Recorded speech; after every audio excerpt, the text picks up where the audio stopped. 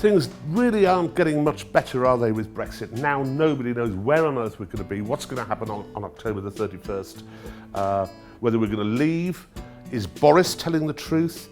Nobody knows, Remainer or Leaver alike. I've written a book about saying it's a betrayal, that what's happened is a betrayal, and I'm going to discuss that and what happens next with someone who may not necessarily be sympathetic towards my position, which is the editor of the New European, a very good newspaper for Remainers, Matt Kelly.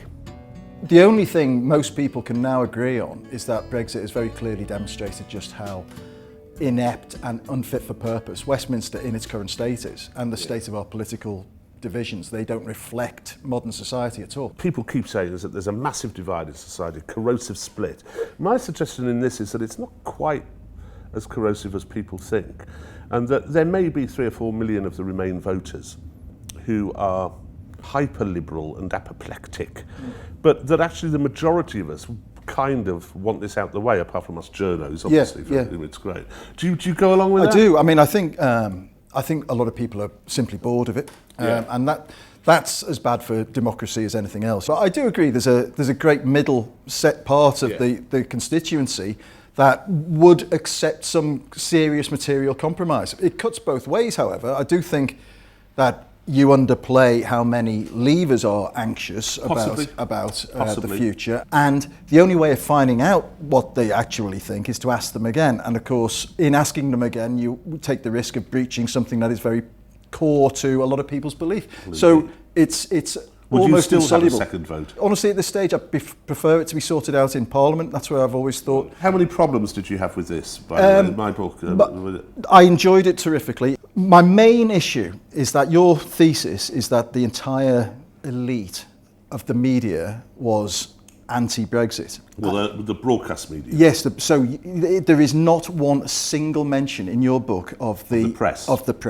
I think over 20 years, the right-wing press has been the single most invasive, corrosive, insidious platform, vector for what has become, I think, an anti-European thing that really should be about anti-domestic politics. One other issue I would take with you is that, and obviously, you're writing a polemic, but you do give the impression that every Remainer who is passionate about Remain thought every Leaver was thick or racist or somehow uneducated, and I just don't think that's representative. I don't think anybody understood what they were voting for that day. I don't think I understood. I don't think the government understood the issues. What's going to happen next, Matt?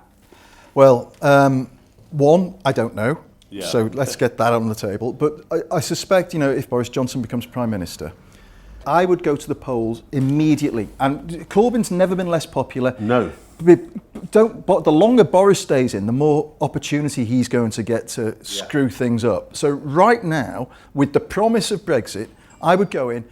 I think he would get a significant majority. But with Boris saying we will leave, and not necessarily everyone in the world believing him that we will leave on October the 31st. I don't think they should believe him. I think a lot of people, we've all seen over the last 3 years people's, gullibility, frankly, at what have been, as you rightly say in your book, a procession of lies and expedient, self-interested actions. That's what characterises the last 3 years to me. And I don't actually believe Boris Johnson, Jeremy Corbyn, Jeremy Hunt, any of them now are acting in the national interest. I don't think any of them have got an ounce of the national interest in their being anymore, and they are all cynically saying whatever they think will get them their bigger agenda. And I think the bigger agenda for Boris, it's not Brexit. He wants to be a two-term president. He does, yes. He wants to be a figure of enormous standing. He believes it's his destiny. You can see that. God, shall we meet again in a year and see how shit things are? I think that's a very good idea. Let's do that. Matt, thanks mate. You're welcome.